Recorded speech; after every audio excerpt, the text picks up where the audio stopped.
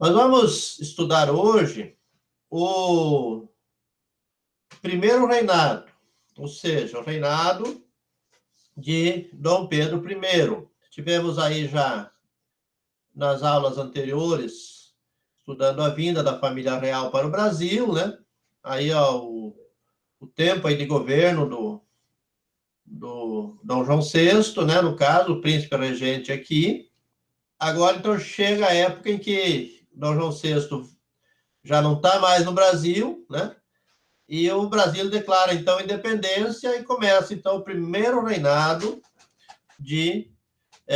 tendo como rei o Dom Pedro I, né, que é filho do Dom João VI, que está em Portugal, e ele agora, então, passa a ser o rei do Brasil. É importante a gente acompanhar essa história, né? Porque aí nós vamos ver, né? Primeiro reinado, a fase regencial, né? De regência, quando o Brasil teve um governo de regentes, né? Porque o imperador, no caso, que ia substituir o pai, não tinha idade, né? Era um menino ainda, quando o pai teve que voltar para Portugal. Então, enquanto ele não atingisse a maioridade, o Brasil foi governado por pessoas aí chamadas de regentes. Teve a regência trina, provisória, trina permanente, depois regência una, né? Trina porque era 3 regentes, né? Depois una, porque então passou a ser um só regente. Até que chegou a maioridade, né, do Dom Pedro II, e aí, então, ele passa a ser o segundo rei do Brasil. É bem importante, né? Bem importante a questão da política, tá, gente? Não vamos achar que, isso aí não tem nada a ver, o que, que nós temos que ver, aquilo lá, porque aquilo lá é tempo antigo, não quer dizer nada, quer dizer muita coisa. Tem muitos reflexos ainda que nós estamos sentindo hoje daquela época, né? Como eu já falei nas aulas passadas para vocês. Quando o Brasil foi declarado independente, ele não podia simplesmente chegar, né, Dom Pedro não podia simplesmente chegar e dizer, não, o Brasil agora é independente de Portugal e pronto, não. Ele precisava ser reconhecido pelas nações importantes da época, né?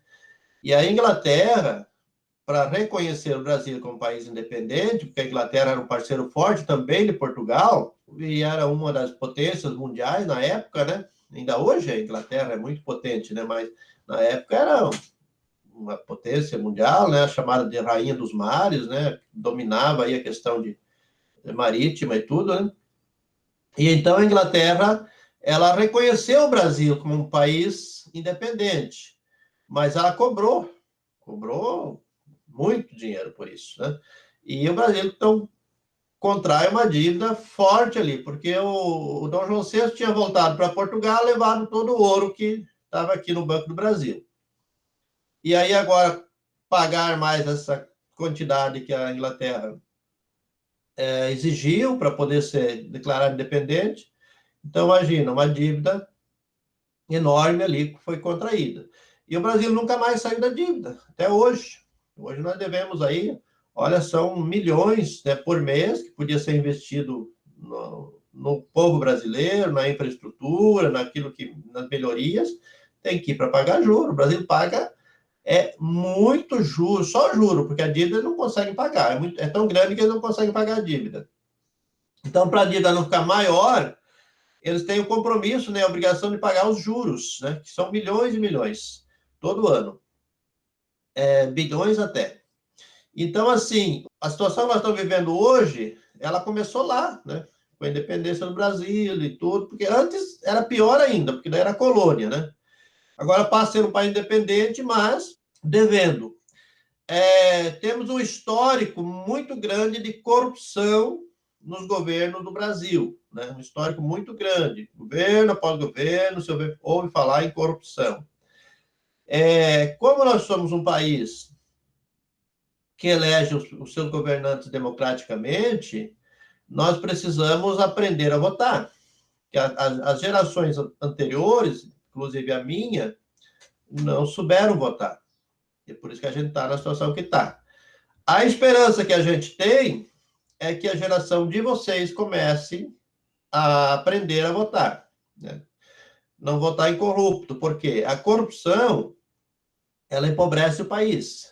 Todos os países que os governantes são corruptos são países pobres.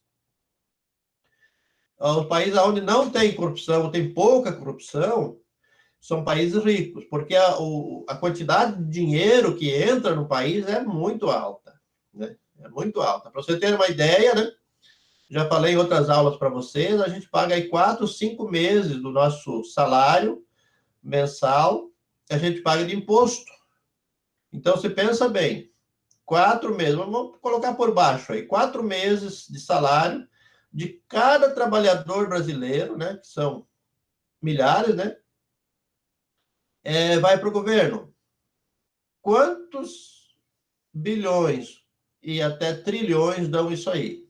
É muito dinheiro. Se não tiver corrupção, o país vai enriquecer, né? O país vai conseguir fazer toda a infraestrutura que precisa fazer e tal, e vai melhorar a vida para os cidadãos desse país. Mas se a gente continuar colocando lá pessoas que vão roubar esse dinheiro, só eles vão ficar ricos. Daí a gente se queixa, porque tem gente que tem muito dinheiro e outros que não tem nada. É porque a gente coloca esse tipo de gente lá, eles ficam ricos, eles enriquecem os parentes deles, enriquecem os amigos deles, e a população que votou neles, porque achou que tinha uma vantagem, por isso, por aquilo, vai acabando ficando sempre na pobreza. Então, como eu disse, até a minha geração, o povo não, pelo menos a maioria das pessoas não souberam votar. Esperamos que a geração de vocês consiga saber fazer isso. Mas como é que vocês vão conseguir fazer isso? Se interessando pelo assunto. Porque se vocês não se interessarem pelo assunto, o que vai acontecer? Quando vocês tiverem idade de votar, vocês vão vender o voto por cachaça, por R$ 100, por um favorzinho aqui, outro ali, como a minha geração fez. Então não vai dar nada certo, vão continuar na pobreza. Mas se vocês agirem diferente, então vocês podem traçar um futuro muito melhor para os filhos de vocês, para os netos de vocês, né? E o país vai sair. O Brasil é muito rico em tudo, né? Em questão de riquezas ambientais, biodiversidade, minérios, né? O Brasil tem tudo. Tudo que pensar, o Brasil tem água. O Brasil tem a maior quantidade de água doce do mundo, tá no Brasil, né? Nós temos 2 lençóis subterrâneos muito grandes, um que é o do Guarani, que passa aqui por baixo dos nossos pés aqui, né? Pega aqui a região sul aqui. É um enorme aquífero, né? E temos o Alter do Chão lá no norte, né? Pará, aquela região ali, que é também maior ainda. Então, o Brasil é muito rico em todos os recursos naturais. O que nós precisamos é melhores políticos. E a política é que comanda todas as coisas. Não adianta a gente querer fugir, a política ela é que comanda todas as coisas. O que nós vamos estudar hoje, então, é a política no tempo do Dom Pedro. Ali a gente vai ver algumas coisas que aconteceram ali para você já ir se ligando nessa questão política do Brasil. Primeiro reinado, né? Coisas importantes que aconteceram nesse período, que foi governado pelo Dom Pedro I, muitas revoltas, muito descontentamento, guerras, né?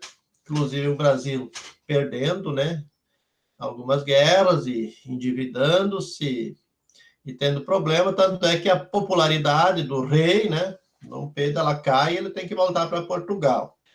Não só por causa disso, mas também havia um problema lá em Portugal, que ele precisava assumir o trono lá. Não sei se vocês sabem, mas Dom Pedro I, ele foi rei aqui e foi lá em Portugal também com outro título. Uma coisa importante no primeiro reinado foi a Constituição, né? Embora ela não fosse uma Constituição ideal, né? Porque tinha ali o poder moderador, ou seja, o rei podia anular, né? Vetar alguma decisão que fosse tomada, mas é melhor do que não ter Constituição nenhuma.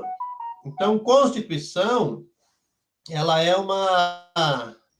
um documento que todos os países hoje têm, né? Os países antigos, totalitários, não tinham. Mas hoje todos os países, né, principalmente os democráticos, né, tem a Constituição. Então, muitas coisas que vocês veem que um faz, que outro não faz, que o juiz diz que está certo, que o juiz diz que está errado, é baseado na Constituição.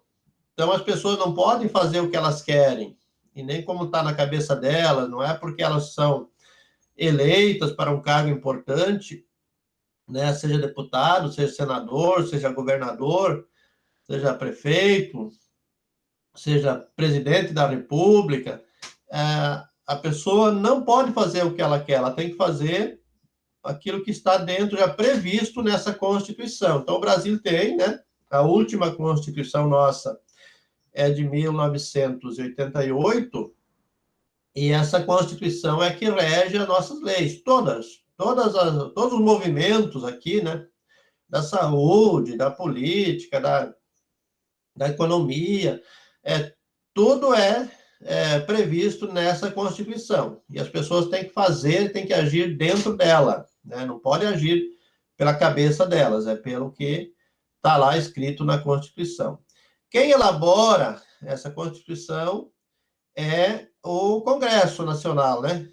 Câmara dos Deputados e tal.